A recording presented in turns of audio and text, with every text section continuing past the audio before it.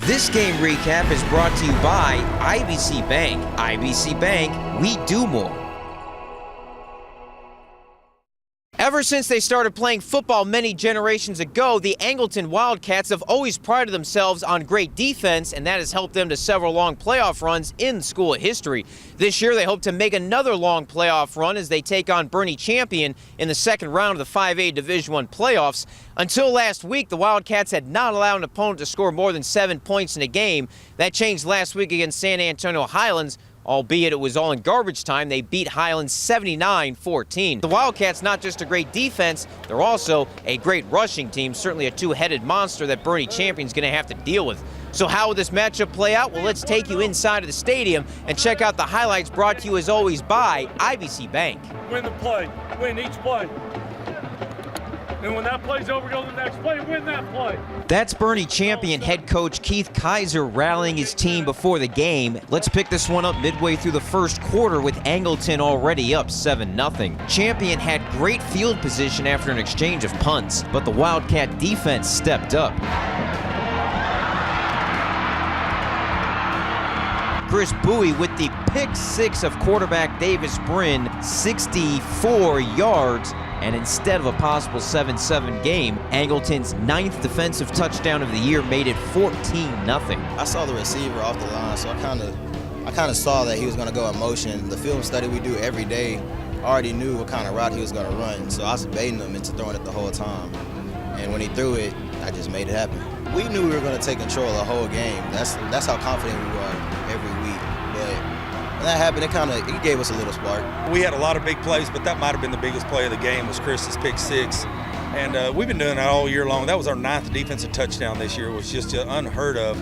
But it's always somebody different. We just have somebody else stepping up, making play after play, and it's been fun to watch. As it turned out, that 14-point swing opened up the floodgates on an Angleton rout, as the offense and defense both made it happen. Tamerik Williams, who had a touchdown run earlier, had another one, 39 yards this time, and the Wildcats with a 21-0 lead after 12 minutes. All the coaches say I'm explosive, so, I just stick with it. Last year, we came up short in the second round, and we wanted to come out this week and just execute. We know what he can do, and he came out and did it.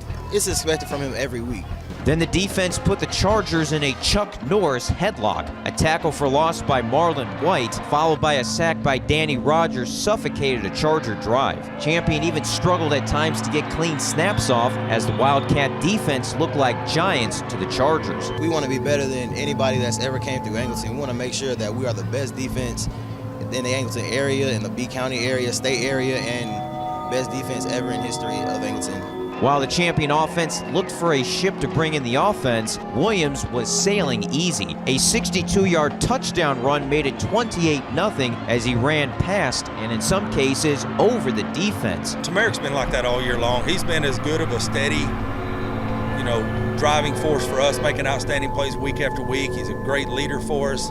And he's really had one heck of a year, and he's just showing everybody around the state what kind of running back he is. The Chargers had a chance to get on the scoreboard right before halftime, but the Wildcat defense with a goal line stand that snuffed out Champion's last chance to get back into the game. 42-0 at halftime, Angleton with a big win, 69-7, thanks to 4 touchdowns by Tamerik Williams, plus the defensive and special teams touchdowns by the Wildcats. Angleton had 320 rushing yards as they held another opponent to less than 10 points. We did well offensively, defensively, and did a lot of really good things on special teams, and I think we're showing people that we have the ability to throw the football as well. We just came out, we do what we do every week. We come out, we practice hard, the coaching staff works really hard on the scouting board, getting everything ready for us, and we just come out and execute. That's the biggest thing this week. Was like last year, we came up short in the second round, and we wanted to come out this week and just execute.